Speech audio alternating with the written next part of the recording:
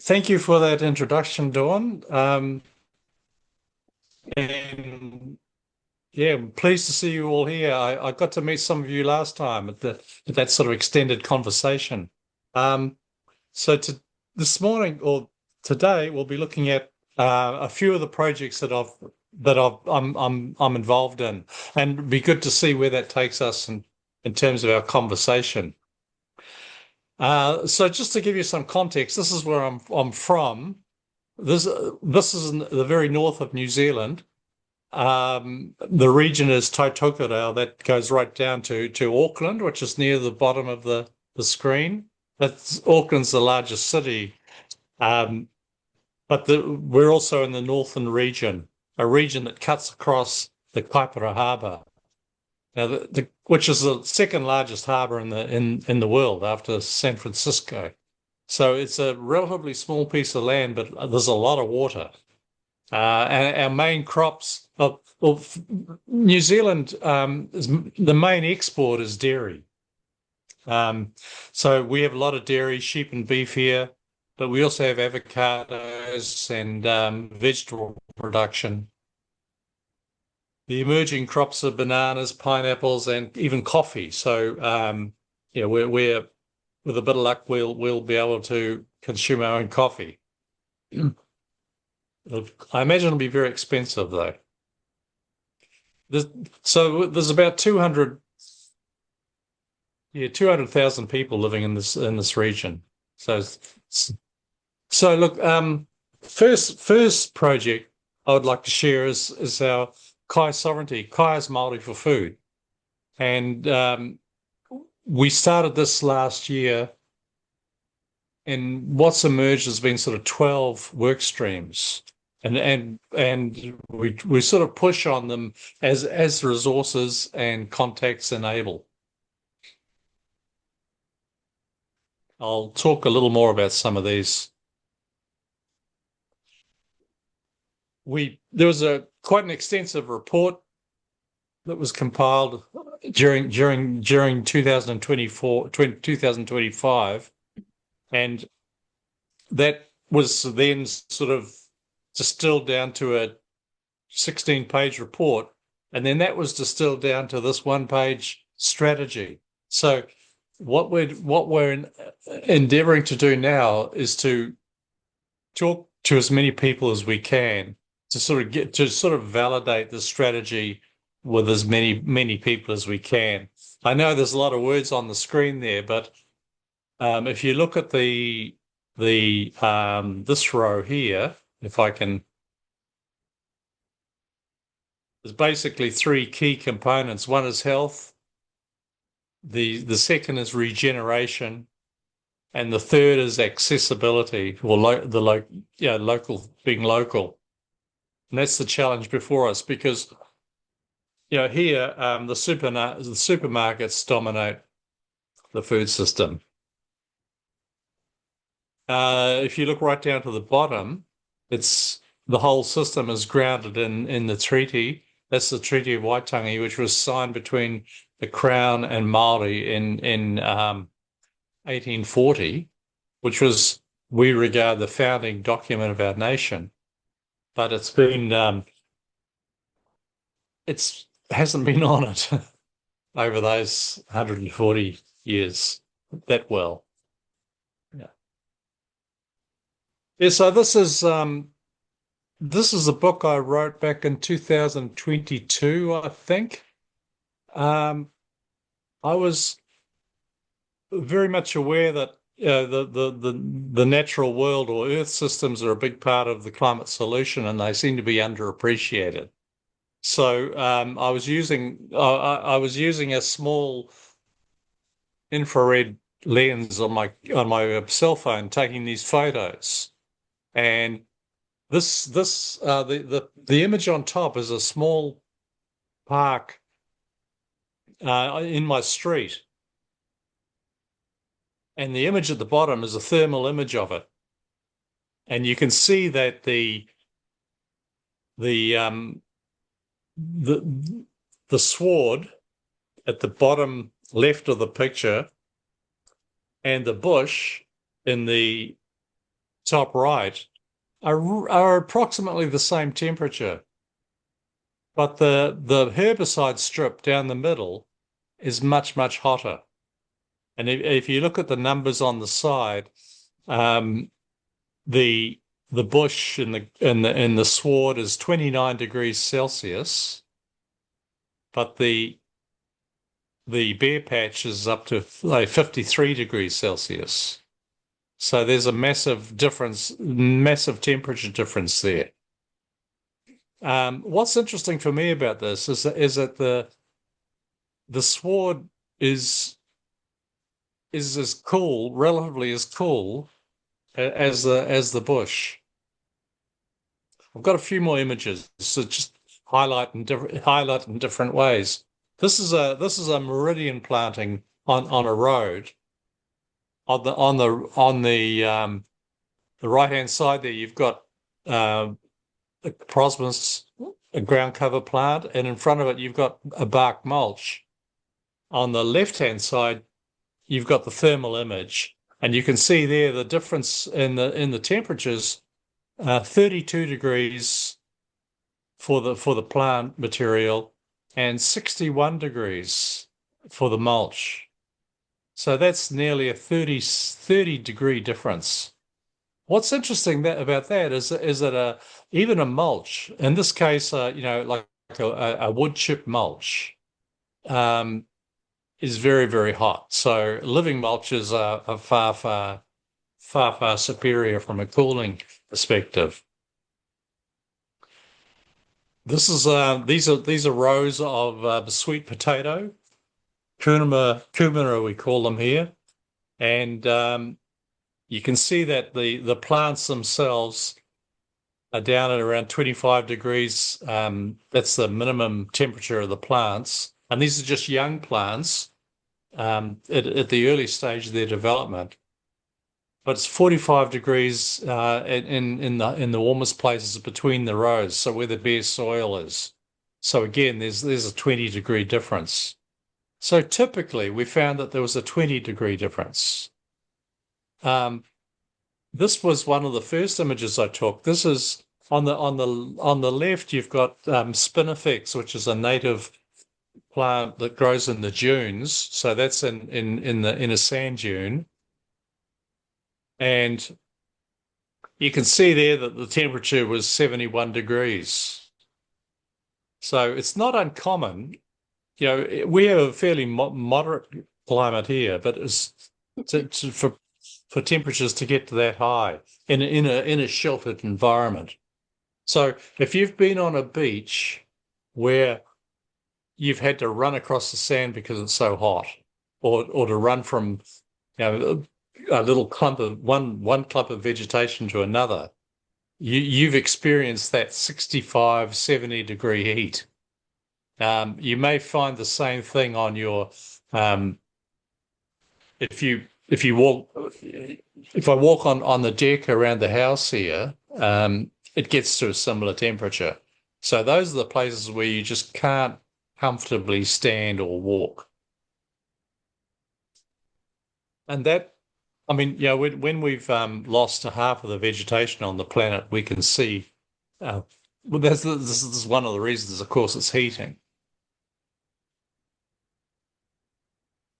So the focus of the book was that transpiration-driven cooling, where you have the evaporation, the transpiration from plants actually elevating heat into the atmosphere, and in some cases right out of the atmosphere. We can come back and I'd really appreciate your thinking around this. So it seems to me that if we look at the planet, that the gross primary production, the amount of photosynthesis happening on the planet is the key or I should say, one of the keys to cooling it. And these, you can see there that the Amazon, parts of Central America, parts of Africa and then the Southeast Asian countries are very highly productive compared to, say, the Africa or the North Africa, Arabia, and we know that. I wanted to check out some temperatures. So if you look at Rio Negro here on the near the equator, this is this is the site nearest to the equator. The average temperature was 9 degrees centigrade to 28 degrees centigrade. You compare that with these other two sites, it's much cooler, 10 degrees cooler. What does that tell us?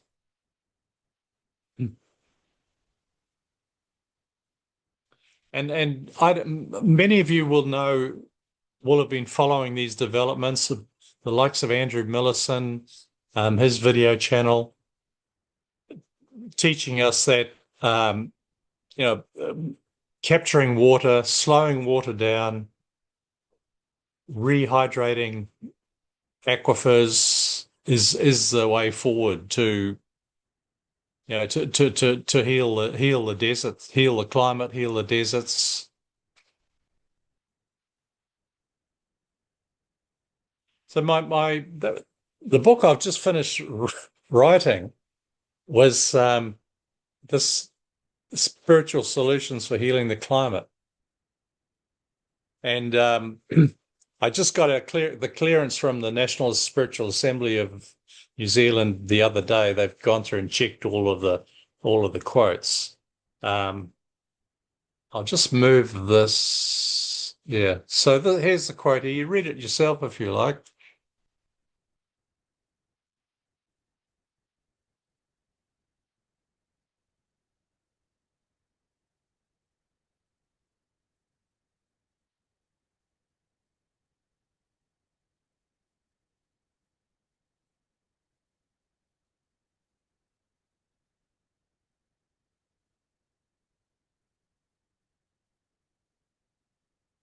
So I just love the term regeneration. And of course, its most obvious application is in agriculture. But of course, throughout the writings, we find regeneration mentioned frequently. And while writing this book, the concept of the three-legged stool came to mind. We absolutely must reduce emissions as quickly as possible. But tragically, that's where a lot of the focus on climate ends with emissions reductions. If trees or soils have any value, it's in storing carbon. But the other dimensions are ignored. The second leg of the stool is regenerating earth systems. But those by themselves are not enough either. I remember, when I first started to get concerned about climate change, the most obvious solutions were electric cars and solar panels and things like that. But then, reading Paul Hawken's book led me to look at a much wider range of solutions, including regenerative agriculture. But Paul Hawkins sort of back then, still and now, from what I understand, he remains sort of pretty much stuck in the carbon paradigm and doesn't see plants or vegetation as much more than carbon storage. But of course, none of that works without us regenerating mindsets and communities. There's a whole lot of ways to say this, but that's the one I've landed on at the moment. Because just if I just focus on my country for a minute, people are often polled for political purposes, and the main concern here is the cost of living. There's something else came number two, can't remember what it is. Number three is the economy. And other concerns like poverty or climate are way down the list. So until a whole lot more people are mobilized to care, we won't make very good progress on numbers one and two.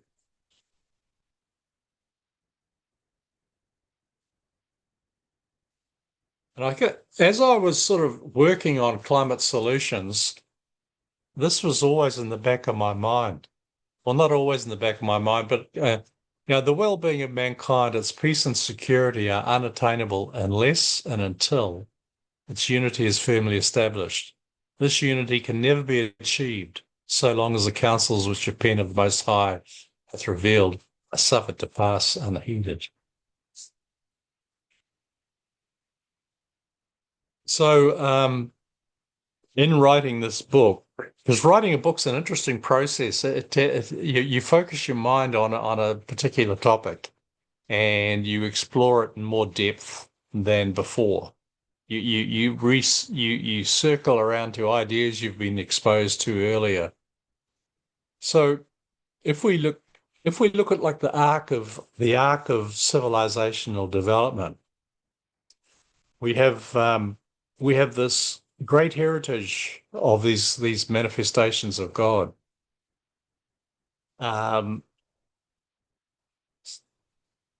Just some quotes here. I'll read these ones. The wilderness and the wasteland shall be glad for them, and the desert shall rejoice and blossom as the rose. It shall blossom abundantly and rejoice even with joy and singing. The glory of Lebanon shall be given unto it, the excellency of Carmel and Sharon. They shall see the glory of the Lord and the excellency of our God. The second one from Zoroastrian literature, the deity is worshipped as the creator both of spiritual beings such as truth and of material ones such as the cow, water, plants, light, the earth, and all that is good. What I love about that is that it is very reminiscent of when Baha'u'llah went into the Garden of Rizwan, and he described what was on his left, which words couldn't contain, and on his right he saw trustworthiness, and he goes on to describe trustworthiness. So here's an earlier from one of the earlier scriptures that concept of spiritual entities. And from the Quran, do not cause corruption in the earth after it has been set in order. So then, if we then look forward, to this civilization that we've been promised. That is our journey, and I know you know this already, but this book is sort of written for a lot of my friends who say, "Oh, yes, I'm spiritual, but I'm not religious." It's like religion is a dirty word, and so this book is an attempt to communicate the importance of that of knowing our place in history at the moment and where we're going and what we're destined to be. So when you look through when I searched the Baha'i Reference Library, there are 115 references to regeneration.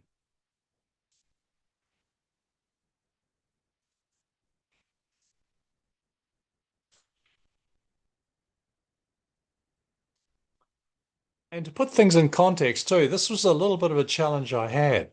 The spiritual religious traditions account for about 82% of the people on the planet. Then you've got these other categories. You've got the indigenous land-based traditions, 6%, spiritual but not religious, the people I talked about, and we've got a lot of those here, 6%, ethical secular humanists, 4%, and what we might call philosophical materialists, 2%. But the philosophical materialists are probably more on the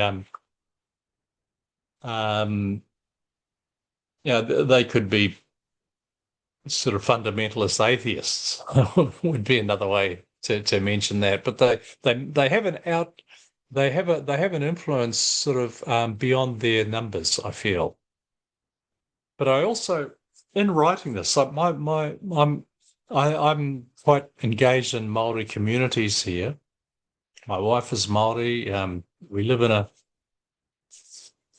multi-generational home here. But I'm also aware that there's a new reverence towards indigenous or land-based traditions, and it's very important because they provide a sort of an antidote to Western reductionist thinking. But on the other hand, that the people represented in that 82% that have some sort of affiliation with those great religious teachers are really, really, really important too. So those we all come from these traditions. In writing this book, I was contemplating on how many of my ancestors were were were speaking or chanting the Lord's Prayer, asking, thy will be done in earth as it is in heaven.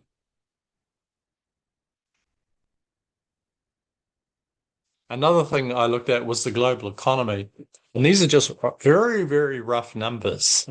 But if you look at the economy in terms of what we spend our money on, roughly 37% of it is constructive, 18% destructive. I think that number would probably be higher because that it's not just war, it's crime, it's dishonesty. So I think that 18% is quite is underestimated. The indulgent, 33%. Those are the things that we just want to buy because we can. And then there's the misfires. Now the misfires are interesting because that's when we do something like we use materials such as asbestos in building, but then we spend a whole lot of money just fixing it. For the and you can probably think a whole lot of examples like that. There are a lot of examples like that in the health system. So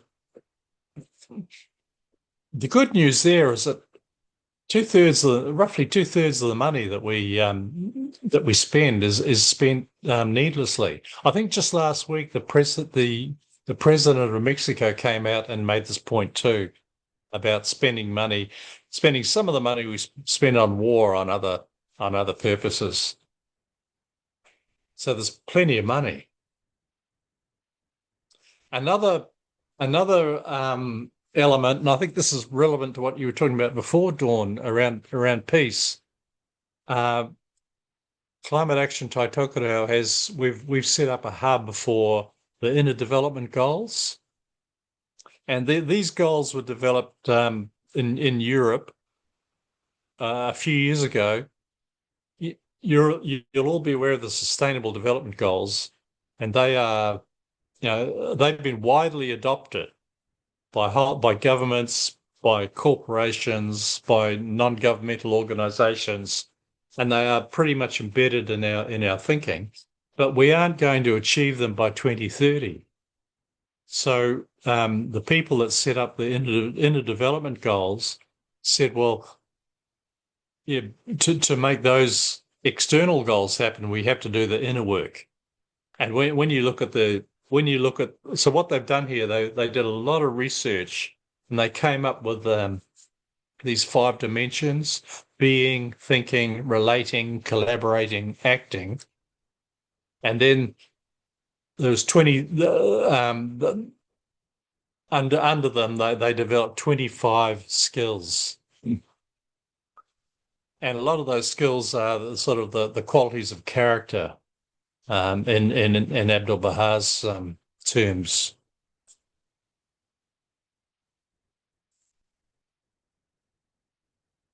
The other thing that was interesting, I used AI a lot in writing this book, and I know AI has its critics, and but for me it was really very useful. And I was reflecting on the process of writing, and I know that when I write, there's a cognitive process happening, but then when you interact with AI, you're drawing on on its computational abilities, and so accelerate your learning. If you don't, if you, Without AI, I would have been running off to find a reference, going down a rabbit hole that might completely distract me from the theme I was working on. But then I found that what I do, because I'm sure most of you have used AI, but when I use AI, I will write a prompt. It will give me a response. That will lead me to another prompt, or another idea. But before too long, I've got, meters of screen, if you like. And so what I have to do then, of course, is to go away and reflect on it. And that's the spiritual process that's happening. It's that, and of course, it happens best at night when you go to sleep. So my I've been thinking that AI is very much enhanced. Our use of it is very much enhanced when we draw on those spiritual practices or those reflective practices. Going back to the Kyle, the Food Sovereignty Project, there's just one of the 12 projects that I'm working on is looking at the total value proposition of 100% shift to regenerative agriculture, or a full transition to regenerative agriculture. And again, I worked a lot with AI in this project. And what it helped me with was sorting that total value proposition into 6 domains. And you can see them on screen. Now, it's going to be very difficult to quantify these and have a number drop out the bottom. And that's not going to work. But you can see there that there's an attempt to capture all of the benefits. So, for example, I mean, one of the easy ones is animal health and welfare, because most of the farmers I talk to who are using regenerative practices report that their animal health costs drop dramatically.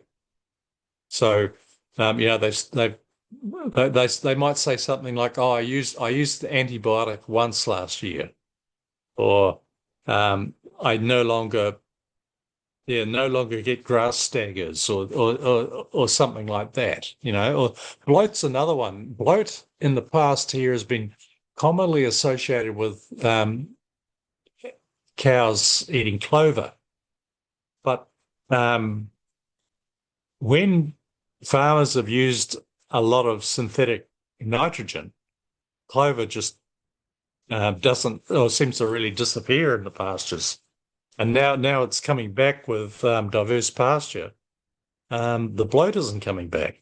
So that's interesting. If we to get this sort of data, I really don't want to go and ask farmers if we can look at their accounts to see how much they've spent on animal health this year compared to last year and the last or over time with the history, because that's that sort of research that can tend to objectify people. What I'm more interested in is just getting their their sense of where it's been going, but somehow triangulating that with other data. So, I mean, if you look at animal health here at the moment, most of the treatments are pharmaceutical treatments that come from outside the country. And so there's a massive advantage to the nation by pursuing this process. So the other one, in terms of fertilizer, in terms of for example, farm system efficiency and economic resilience, we use a lot of urea here. We have a urea manufacturing plant further south, but at the moment our fields, our natural gas fields are running out, and we can't get much natural gas at the moment from because of the situation in the Middle East. As you probably know, urea is manufactured using natural gas. So if we're able to reduce our synthetic fertilizers, replace them with biologicals, that also has a cascade of benefits from soil health, animal health, the economy, all sorts of really positive outcomes. Another situation here, which has been unfortunate, is that like after the Second World War, my uncle had a farm with 18 cows, and that farm supported that family. His grandson has about 2,000 cows. So, you just get this intensive agriculture. It's pasture based, but it's supplemented with feeds such as palm kernel. So the farmers get on a sort of a treadmill of production, and they have to enhance the operation by perhaps buying the land next door. Yeah. And that's so that they remain on this treadmill. And I imagine as I talk that many of you will see similar situations where you're from.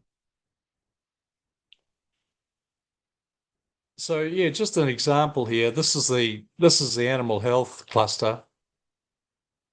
Core outcomes: improved animal health and welfare, extended productive lifespan for dairy. So regenerative systems aim to support animal health through nutrition, pasture diversity, and reduced physiological stress. Reported outcomes include reduced disease incidence, lower antibiotic use, fewer veterinary interventions, and longer productive lives. These deliver both economic value and strong social and ethical benefits.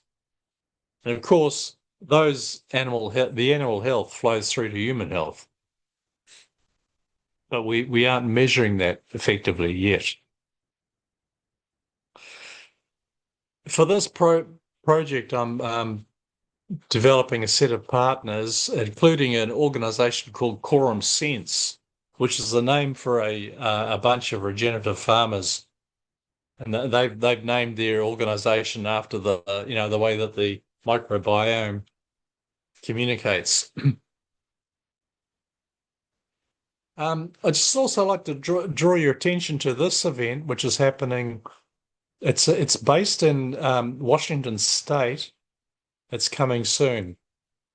The Global Earth Repair Convergence. So yeah, I could go back and try that video, but let's have some conversation, questions, and your perspectives.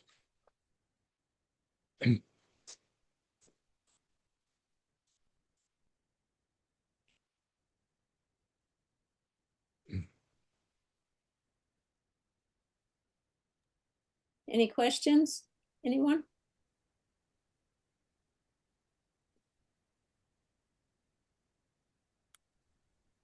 I could make a question. Sure. Go ahead, Jay. In the beginning, I liked you showed the temperatures of the ground covers and how hot certain areas were, and then you also pointed out areas of the globe that needed the most mediation from hot temperatures, and so it made me think of tree planting and in microclimates that I've I use microclimates with landscaping and can create houses that stay cool in the summertime in Alabama. And what the heat comes from is radiation. And so it's like a balance sheet where you've got so much radiation, and however much hits the concrete or hits the house turns into heat. So if you keep that heat from, so if you have a tree, then it reflects light and absorbs light, and some light comes through. And if you have a secondary understory tree, that captures more light. And then if you have ground covers and shrubs underneath those trees, that absorbs more light. And if you have dark colors and coarse textures, that absorbs more light. So my houses don't require hardly any air conditioning. Yeah. And the same thing with in the wintertime, you can insulate your house with evergreens. You want to get all the winter sun you can get. And you can look at certain areas of the house, your hot summer afternoon sun, and you can see where that comes from. And if that sun's coming through a window, you can plant a tree outside that'll prevent it from coming in. And of course, put blinds and curtains and everything. But there's certain areas that you can that are more strategic that you need to keep that sun from coming in. And then one more thought is that is the picture of the globe where you showed the area close to the equator, and you said that these are the areas that need the most care to reduce the temperature. And I agree. And I never thought of that before either. That was good. But I also think about the urban heat islands that we have, and that the importance of planting trees to shade the asphalt roads and to shade the brick and concrete. It's a hot afternoon summer sun. It's beating down on it, and it stores the heat and then radiates that heat out. So anyway, I would love for Baha'is to do tree planting projects in urban areas, and that we look for acts of service, and we look at building our capacity to work together and do complex things together. And a tree planting project that all of us could learn and help build a network that knows how to every year in the fall when it's the best time to plant, we could provide a great service for our communities. That's all. Yeah, a couple of quick thoughts there, Jay. Yeah, what you mentioned there, that heat transference, there's two sorts of heat. There's latent heat and there's sensible heat. And the sensible heat is when radiant energy strikes those bare surfaces, and that heat is transferred into, I think, infrared heat. But the second one, the latent heat, it doesn't involve temperature change. What happens there is that water changes from liquid to gas, and the energy is in that transference. Then it moves further into the air, and it might condense again, but the process carries on and on. Some of it will bounce back, others will bounce out. The other thought I have about the tree planting is interesting because we've done projects like that in our community here. And so we Baha'is come from, the scattered locations we live in, and we go and do a tree planting project. but sometimes those things don't have don't get the legs that they need to be successful.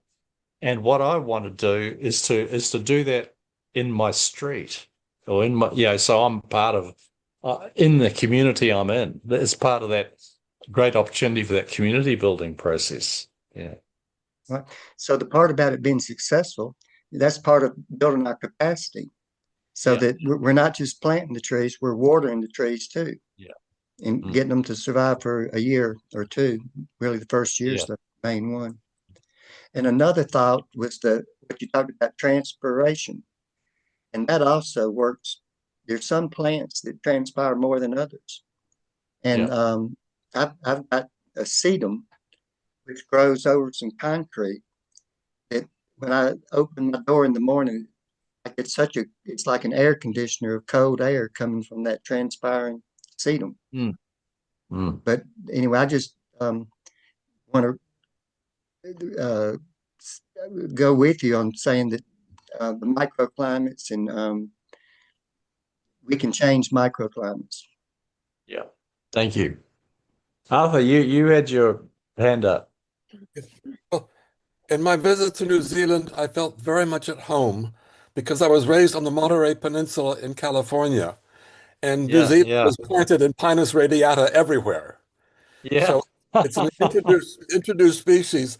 So what are you doing to move back towards indigenous forests rather than great plantations of an introduced species as part of moving towards a more localized? With respect to the tree planting, the city where I'm living in Geneva, Switzerland, they're identifying heat islands. They're digging up all the hot pavement. They're planting trees and vegetation all along them.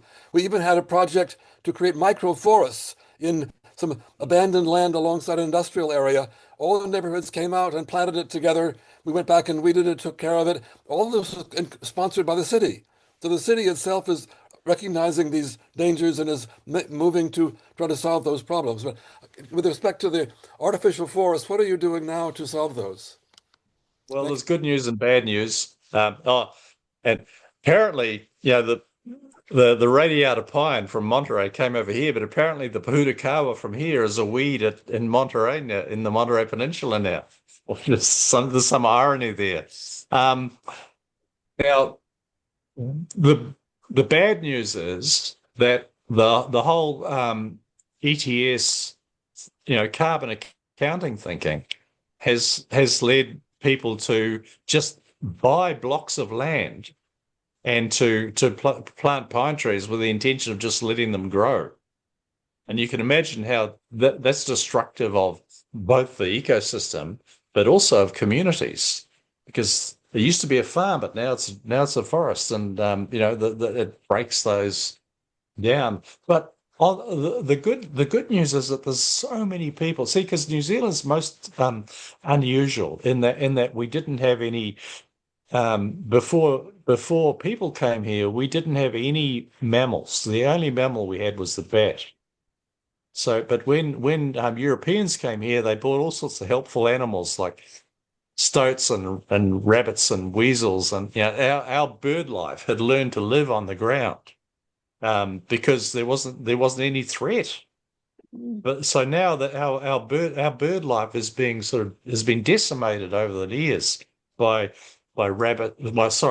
stoats and rats, that we just didn't have here before.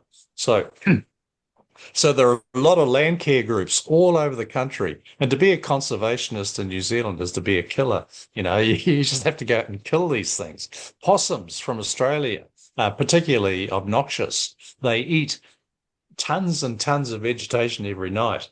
So there are lots of land care groups working together in communities to halt that destruction and introducing birds back onto the mainland that really can only survive on offshore islands. So there's good and bad happening. Helga. Yes, thank you. What struck me in your presentation is how you really emphasize the interconnectedness of everything, like with a three-legged stool and the inner development goals and so on. But I'm wondering, when we hear in the mainstream news a snippet on ecology, it's always often focused on one thing and one thing only. So do you see there's a shift in your talking with people and reading up on things? Is there a shift in recognizing this interconnectedness? Yeah.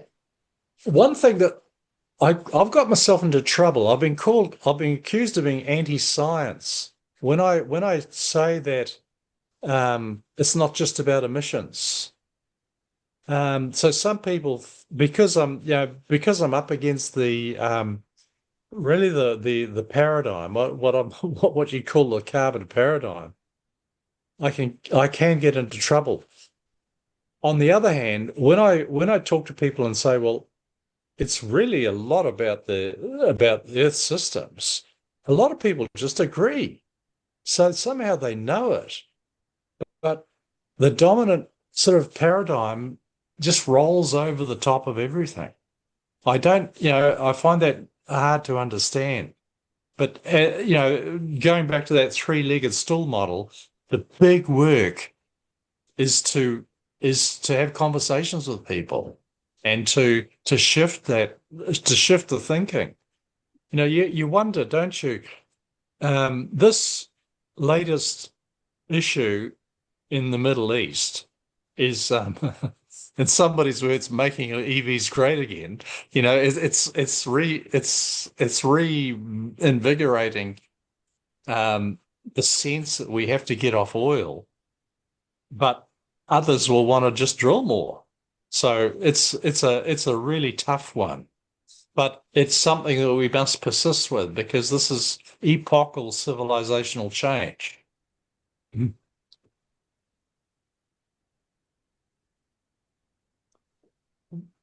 Winona, you had a question or a comment? More a question. I think I was distracted during those spiritual thing you had up there because I'd like to hear more about that. I keep thinking that people are motivated by the spiritual, but they don't have the language, and they're using the language of the material world more. Yeah. And Yeah. don't get it. So could you speak more about that if you agree Yeah. with that? Yeah, well, as I said, it's about some of my friends that they'll say, "Oh, yeah, we're spirit. I'm spiritual, not religious." So religion's a dirty word, and so when I think about that, as a person of faith, what happens to me is that I need to be obedient to to what you might think of as the center of gravity. There's a connecting, unifying point. And it seems to me that my friends, I love them dearly, but my friends would rather they be the arbiter of what is true. So that seems to be a sort of a sticking point. And some of them have been traumatized to one degree or another by religion and authority. So, yeah, there's a big job. We've got a big job. Religion doesn't have a good reputation, and we're just bunched in. We're just we're just part of the whole spectrum of religious experience. So, my brother, he's an atheist, and he says to me that, Peter, when you're dead, you're dead. So I said to him, well, let's put some money on it. So we've got a standing bet. I'm intending I'm going to win one way or the other. Yes, so that's a really important point, how we have those elevated conversations. Yes. I did book 14 a little while ago about social discourse, and that was really, really useful. But I also observed that sometimes Baha'is hanging out with other Baha'is a lot, and just expanding our circle and bringing those elements of discourse, connecting to to what's happening in the world at the moment is really important for us to do. Uh-huh. I've been wondering if I've been using enough questions in that kind of discourse so that the person, by answering the question, recognizes their motivation. Yeah. Yep. Yeah. Where it eventually must have come from. Yeah. Yeah. And one of the questions a friend uses is, why are you telling me this? Yeah.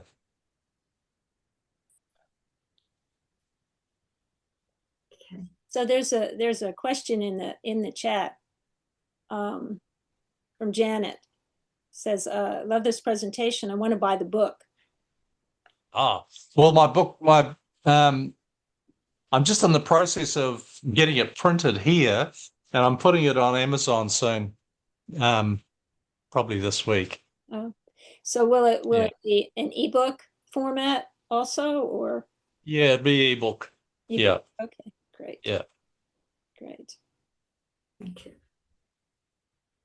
Well, I have a question, but this is completely, maybe it is related, but maybe a little, maybe not in your area of expertise.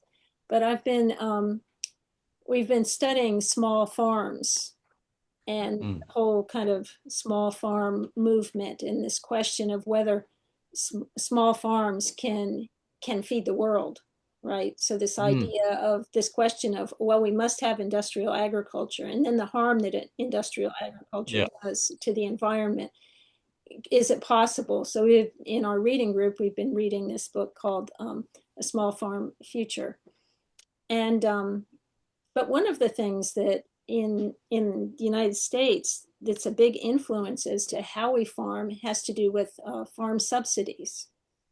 And I had heard recently, I mean, it's a big influence because the subsidies go to the big farms, and they go to the crops that are, those cash crops that are very important to trade and all this. So there's this massive, problem of, the support of industrial agriculture, whereas there's not support for any other type, right? Government supports this.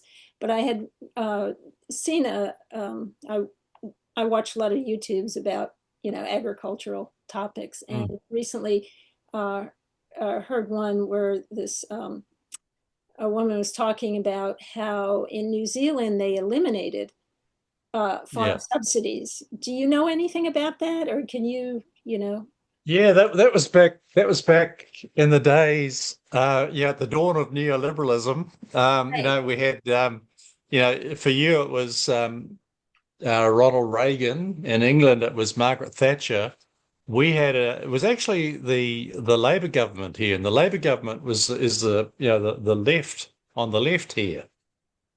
But they had a finance minister called Roger Douglas, and he introduced what was called Rogernomics, and that was one of the things they did was that they took subsidies off farms, and that hurt a lot. Because in the past, if you wanted to get a bit more money, you'd clear a bit more native bush, and you get money for doing that. That stopped. Practices like that just stopped, and it was sort of cold turkey. But what the farming industry did was adapted really, really well, and so there are pretty much no subsidies now, and that happened very, very quickly.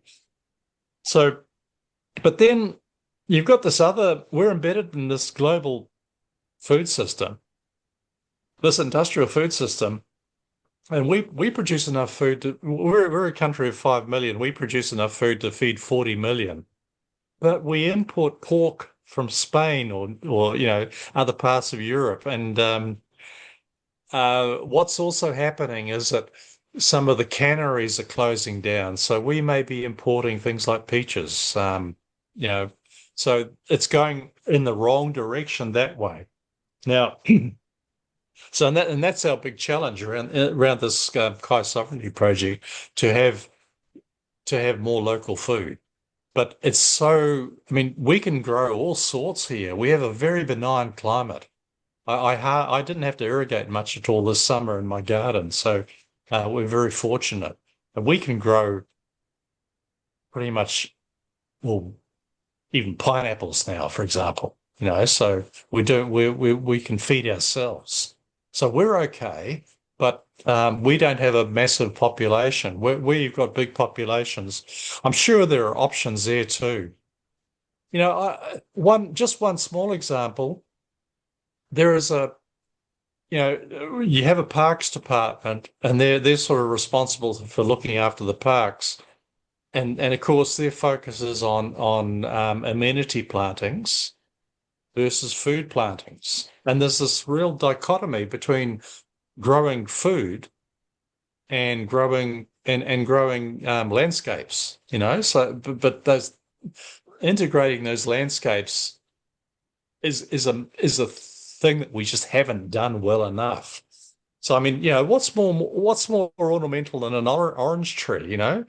Beautiful glossy green leaves and all these little golden orbs. If that was a shrub, you'd buy it just for that value, but you get to eat it too. So that's there's so much we can do. So that's the challenge before us. I'd just like to add that one of the things we're looking at overseas, like in the US, you're doing the food as medicine thing seems to be going really well. In Europe, they're calling that agro health, I think, and they're advancing that too. We've just got a very small pilot project, food as medicine, that's being run by a colleague, Dr. Lily George. She's Māori, and she's going to base it on a marae, which is like a Māori meeting place. And she's going to get 5 people, get them together just to learn to eat together. People with chronic diseases learn to eat whole foods. Which is something we've got to learn again. And just to stop eating highly processed foods. So that's a really strong part too of just building a food system. Now I know that it's being advanced really well in a lot of countries.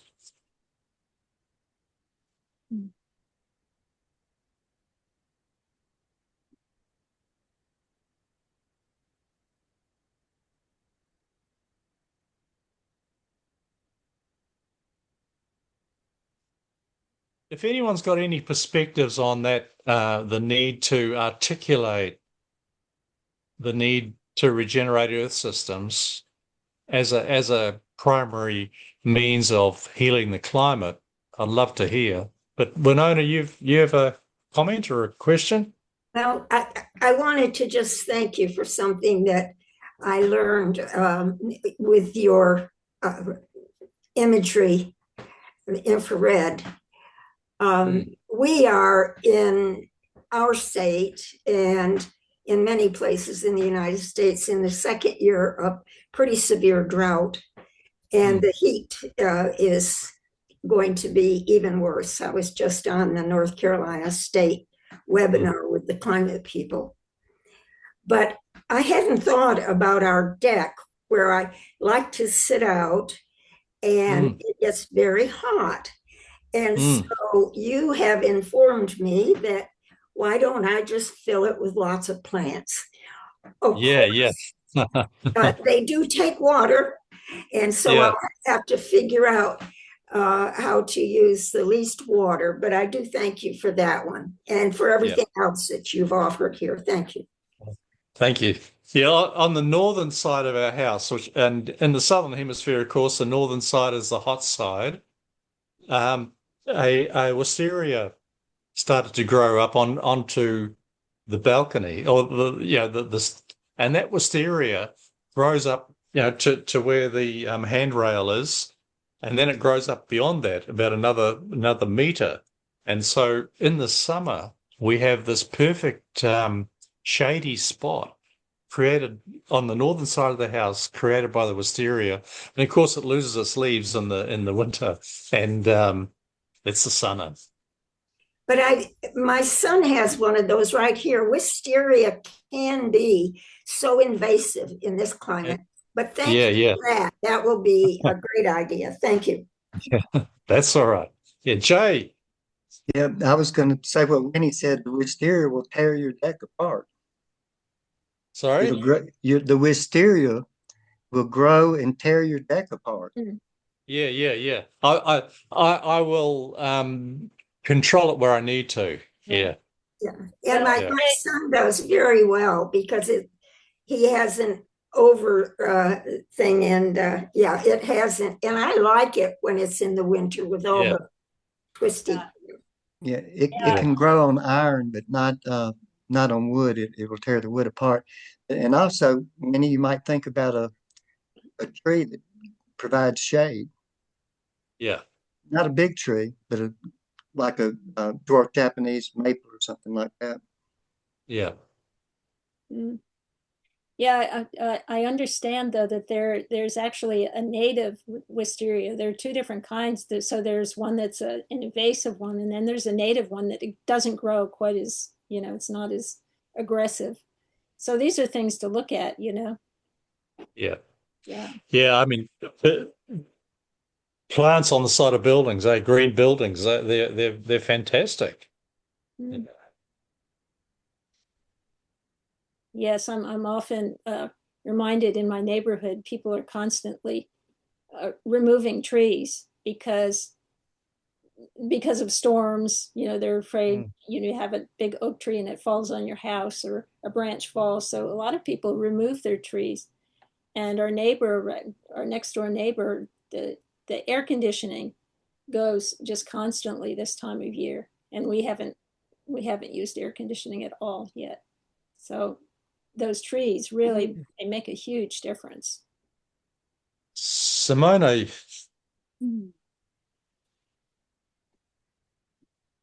Yes, hello. I just want to say thank you for writing the book. I love the perspective from which it's written. I love that the Baha'i quotes are integrated and that it's looking at sort of the big picture around this issue. And I really do hope that this kind of book will be part of a textbook in perhaps middle and high school. I think this is the type of thing we need to have. And, I think you can do a lot of outreach and teaching with this book alone. So I just want to thank you. Thank you, thank you. Yeah, that makes me think too, Simona, that a lot of Baha'i quotes in there. The first quote I start is not a Baha'i. Gustav Speth, he was the administrator for the United Nations Development Program, and he said that, and I'll try and remember as much as I can, but I've used it several times. He said, "I used to think the climate crisis could be fixed with a few years of good science, but I was wrong.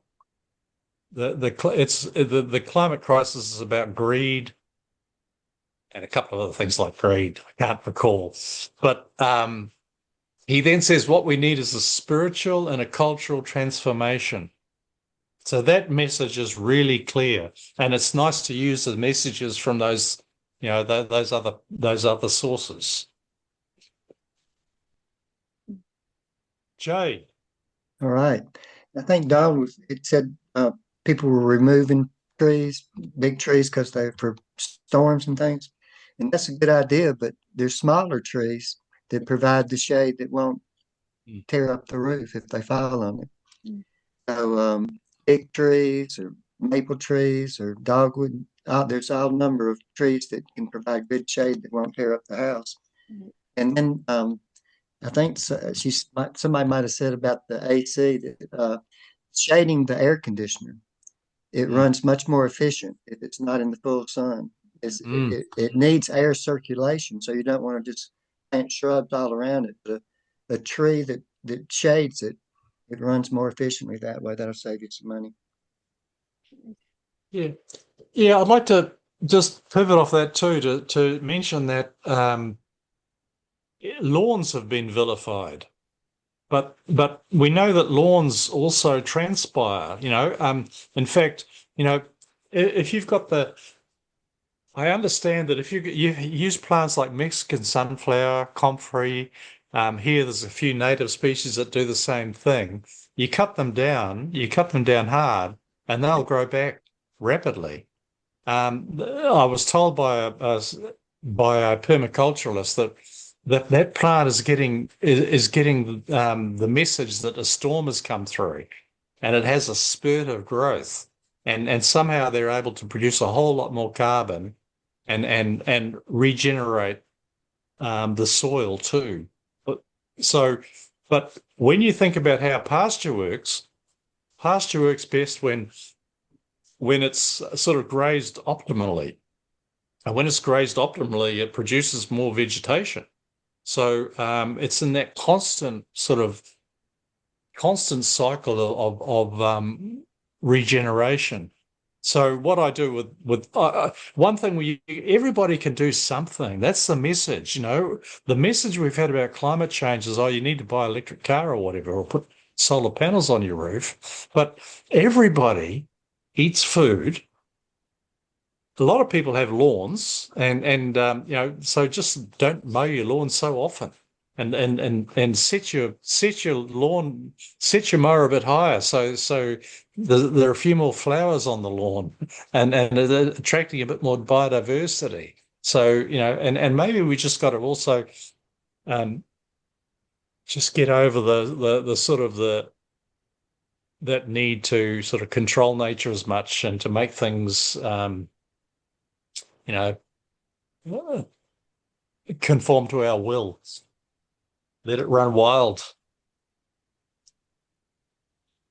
Oh, by the way, I need to say too, I think he was on the last call. Paul Hanley's book on Aotearoa was really inspirational. So.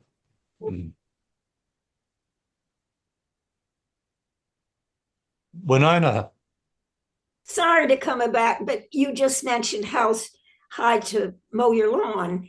There are two adjoining counties here where I live, and we were asked not to mow our lawns in March and maybe April this month as well. And that was to preserve the honeybee population as well, because of the flowers that are growing when you don't mow. That's quite enlightened. Yeah, that's wonderful to hear. Yeah. And I also took some photos of one lawn that had been cut really close. And when you looked at the different heat signature coming off them, that lawn that had been cut really close was a lot hotter than the one with more grass. Yeah, they have a thing. I think maybe it's geared more towards some of the northern states here, but they call it no mow May. So you don't May. Yeah. Yeah. But our lawns start growing much earlier than that. And down. Yeah, ours don't stop growing, unfortunately. Or fortunately. Yeah. Helga. Yeah, you mentioned in passing comfrey, and I do have a bunch of comfrey outside, and it seems to seed itself wherever it wants. And then are some of, like, I use it, the chop and drop method, to just use it as, I understand it's high in nitrogen, so it basically acts as fertilizer, it builds soil, it's good for compost. What are some of the other advantages of the plant in ecosystems? Well, yeah, comfrey is an interesting one, isn't it? Because I was told only to cut it maybe once or twice a year, but I noticed that it comes back so quickly and it rots down so quickly.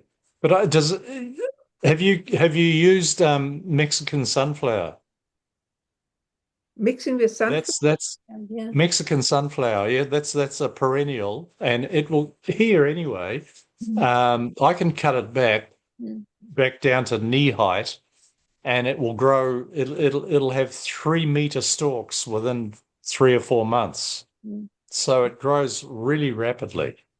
So yeah, but I mean, it's interesting too, isn't it? Like, I've been discovering the weeds I can eat, and I think weed is a bad name actually. It's a name we need to change our language somehow. But even oxalis has a sort of a citrusy tang. I had a friend gave me lamb's quarters, which is like a purple powder on the leaf, and right now it looks really beautiful. We're halfway through autumn, and yeah, the seed heads are quinoa-like, I think.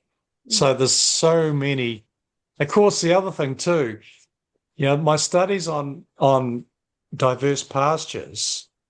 What I intend to do, not to, as soon as I can, is to find out, look at the main diverse pastures we use here, like chicory, plantain, for example, and look at their nutrient profile. So if you look across a range of plants, you can see what those animals have access to. There's some research done at Lincoln University further south, and they found that the animals that fed on diverse pastures produced about 20% less methane than the others. And I can only assume that because that research hasn't been published yet, but I can only assume that it's because those plants are getting such nutrient density that they don't have to ruminate so much. That's just an idea. But yeah. So yeah, the plant world has much to offer. Jay, you Yeah. On the lawn idea, I usually tell my clients that I'm not interested in lawn and order, but I don't try to make them take up their lawns, but I provide an alternative. And what you said about oxalis, that tastes great. yeah. It's a nice. When I was young, people would have to call my mother and say, "Miss Craig, please get Jay out of my garden. He's eating my flowers." But I used, Yeah. I Yeah. used to love. I called it juicy fruit, but it's oxalis is great. Yeah, yeah. And how come it took me until I'm 70 now, until I'm almost 70 to first eat a violet flower? And they actually taste like violet smell. They're just gorgeous. Simona, Yes, one of the things I grow are medicinal herbs, but I've also come to learn about and very much appreciate those so-called weeds that are also foods and medicine. Mm. And I try to get people to look at their lawns. We have what you call a pollinator lawn. And yeah, in North Carolina, we have they ask us not to mow in the month of March, which we didn't. And now we have to, or the grass would be 2 feet high and you can't walk. Mhm. But like you mentioned, plantain. Well, plantain not only is something you can eat, but it's also a medicine. If it's mushed up and put on a bee sting or something, it takes the sting off. I grow plantain next to a container of stinging nettles for a very good reason. One is I use both of them Yeah. medicinally or nutritionally as well. So, but if I get stung by the plantain, I mean the stinging nettles, I usually pick it with gloves and long sleeves, but Yeah, yeah. I can immediately grab a plantain leaf and use it. And if I don't, then it stings for 3/4 of the day or whatever. But there's many. We have a wild violet, that has a heart-shaped leaf and a little purple flower, and it's completely edible. Yeah. And a lot of these have medicinal value. So Yes. I think we need to learn about these plants that we walk Mm. on or dig out or Mm. mow over, or some people still spray because they think they're weeds they need to get rid of because they don't make the lawn look perfect. And in fact, if our food system breaks down quickly, At the very least, we can graze like the cows. Yeah. Yeah, But the cows. Yeah, go on. Sorry. But I think one of the reasons the cows also produce methane is because they're feed grains and corn, and this is not natural for their system. So their digestion is difficult. And of course, by feeding them grains and corn, then comes through their milk these foods that are high allergen foods. And then there are people who suddenly can't take the lactose, or they are becoming allergic to gluten or other things like that, which before perhaps they weren't. And it's a lot of reasons for that, and probably the chemicals too, and the non-biological, or I don't know what you call the types of seeds that are being grown with GMOs and all that. But anyway, what you're saying is just part of, yes, the big picture. Look at the balance. Look at the balance, and let's not be afraid of what is growing under our feet, because it might save our lives. Yeah. Yeah. And the animals know what's good for them, don't they? Much more than we do.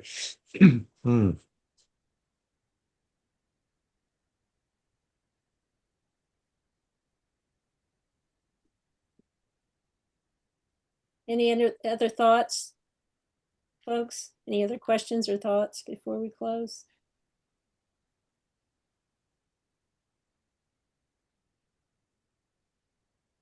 Oh, Helga? Helga, I thought I was unmuted. From all the talking, reminded me just of a couple of little cute stories. Like one of my granddaughters, when she was 2, I observed her chomping on the dandelions head. I know she got it from my son, who can walk around and eat, knows what's edible and what not. And the other story about the milk, I'm originally from southern Bavaria, and of course, big dairy industry, but you still have the cows in the alpine meadows there. And it's just a difference in taste that is noticeable. And the brown cows. And Well, yeah, the cows are also the type of cow. I think there's this differentiation with A1 and A2 milk and cows. I think those are more like in Switzerland, the A2. yeah. Jerseys. okay.